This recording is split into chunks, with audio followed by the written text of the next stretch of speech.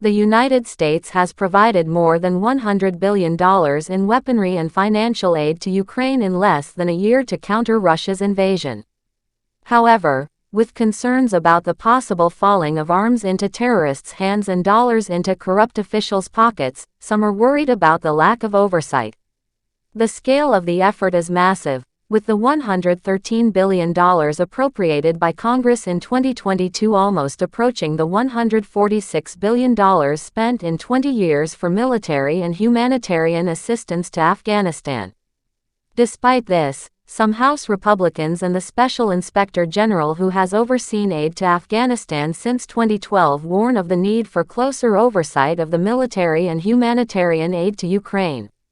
John Sopko, the Special Inspector General for Afghanistan Reconstruction, warns that when spending so much money so quickly with so little oversight, fraud, waste, and abuse will happen.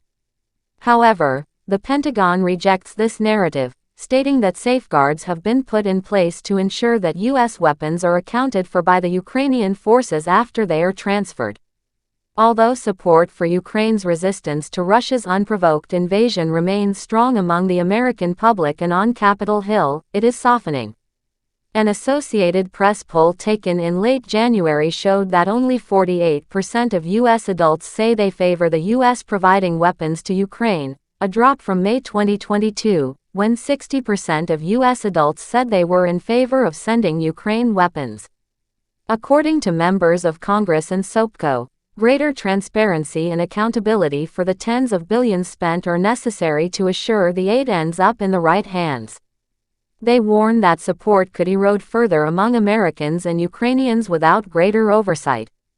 The costs to American taxpayers are also expected to increase as the Biden administration sends increasingly sophisticated and expensive arms to Ukraine, including Abrams battle tanks.